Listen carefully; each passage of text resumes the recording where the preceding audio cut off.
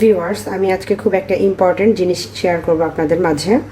এটা হচ্ছে যে ফিল্টার আমরা ব্যবহার করি, সেই ফিল্টারের ছাঁকনিটা দেখতে পাচ্ছেন কত পরিমাণ আয়রন জমেছে। এই ছাঁকনি কিন্তু কিনতে গেলে অনেক টাকা নেয়, প্রায় 200 টাকা করে কিনতাম আগে, এখন কত জানি না।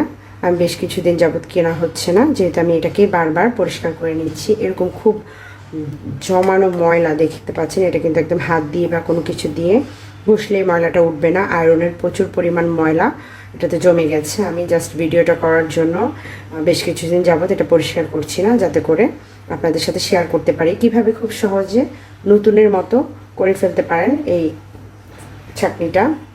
শুধুমাত্র একটি উপাদান দিয়ে আপনি একদম নতুনের মতো করে ফেলতে পারবেন এবং আপনার অনেক টাকাও বেঁচে যাবে। ভিউয়ার্স, এখানে আমি মিডিয়াম সাইজের একটা হাঁড়ি নিয়েছি, এর মাঝে পানি দিয়ে দিয়েছি ফুটার জন্য। দেখতেই পাচ্ছেন পানিটা টকবগিয়ে ফুটছে। হাঁড়িটা এমন নিতে হবে যাতে করে আপনার যে ছাঁকনিটা আছে সেটা পুরোপুরি ডুবে যায়। খুব বেশি বড় হাঁড়ি নেওয়া যাবে না, আবার একদম ছোটও নেওয়া যাবে না। খুব বেশি বড় হাঁড়ি নিলে পানির পরিমাণ খুব বেশি হবে, যেটার মাঝে আমরা যে উপাদানটা দিব সেটা কিন্তু খুব পাতলা হয়ে যাবে। আর ছোট মিডিয়াম সাইজের হাঁড়িটা নিলে হবে কি, উপাদানটা পানিটার মাঝে খুব ভালোভাবে মিশবে, এতে করে খুব দ্রুত পরিষ্কার হবে। একদম কম খরচে কিভাবে আপনি এই কাজটা করতে পারবেন সেটাই আজকে শেয়ার করব। এই টকবগে ফুটানো পানির মাঝে এখন আমি দিয়ে দিব একটা লেবু। এখানে মিডিয়াম সাইজের একটা লেবু নিয়েছি। এই লেবুটাকে আমি চিপে দিয়ে দিচ্ছি খোসাসহ পানির মাঝে।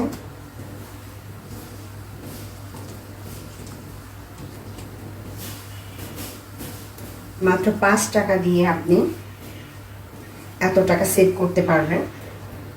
জাস্ট 5 টাকা দিয়ে একটা লেবু কিনেই কিন্তু আমরা অনেক টাকা সেভ করতে পারছি। এভাবে পুরো লেবুটাকে আমি ভালোভাবে চিপে খোসাসহ পানির মাঝে দিয়ে দিলাম। এবার আমি চুলাটা অফ করে দিব। চুলাটা অফ করে এই গরম পানির মাঝে আমি ছাঁকনিটা দিয়ে দিচ্ছি। ছাঁকনিটা দিয়ে কিন্তু কোনোভাবেই ফুটানো যাবে না, এতে করে যে চারপাশের যে প্লাস্টিকের সাইডটা আছে সেটা কিন্তু একদম বাঁকা হয়ে গলে যাবে। তাই অবশ্যই চুলাটা অফ করেই আপনি ছাঁকনিটাকে এভাবে চুবিয়ে নেবেন, এভাবে ডুবিয়ে কয়েকবার পানিটা ফেলে নেবেন, ঘুরিয়ে ঘুরিয়ে। একটু খেয়াল করলেই বুঝতে পারবেন। দেখতে পাচ্ছেন পুরো ছাঁকনিটা আমার পানিতে ডুবে গেছে। আমি কিন্তু খুব বড় হাঁড়ি নিইনি, আবার একদম ছোটও না, যাতে করে ছাঁকনিটার যে ময়লা অংশটা আছে অতটুকু ডুবতে পারে, ওরকম সাইজের একটা হাঁড়ি নিলে সবচেয়ে বেস্ট হয়। এবার এই ছাঁকনিটাকে আমি সারা রাতের জন্য ভিজিয়ে রাখবো এই পানির মাঝে। সবচেয়ে ভালো রেজাল্ট পাবেন আপনি এভাবে সারা রাত এটাকে ভিজিয়ে রাখলে।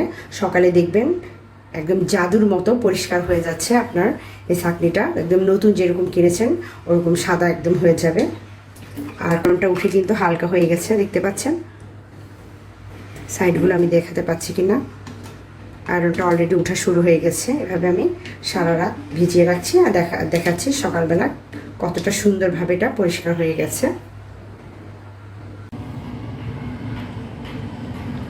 ভিউয়ার্স, সারা রাত আমার ছাঁকনিটাকে আমি দেখতে পাচ্ছেন লেবু পানিতে ভিজিয়ে রাখার পরে ফলে কি সুন্দর পরিষ্কার হয়ে গেছে, একদম পুরো নতুনের মতো হয়ে গেছে।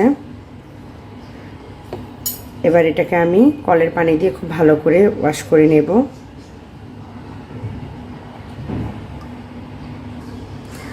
দেখতেই পাচ্ছেন ভিউয়ার্স, একদম আমি পানি দিয়ে ওয়াশ করে নেওয়ার পরে কি সুন্দর একদম পরিষ্কার হয়ে গেছে।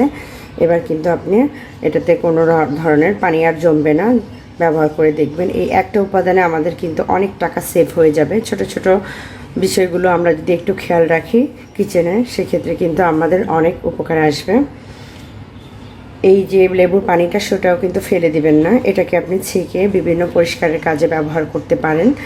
গ্লাস ক্লিন, বিশেষ করে গ্লাস ক্লিন বা চুলার আশেপাশে যে জমে থাকে ওটা আপনি এটা ব্যবহার করলে খুব সহজেই উঠে যাবে।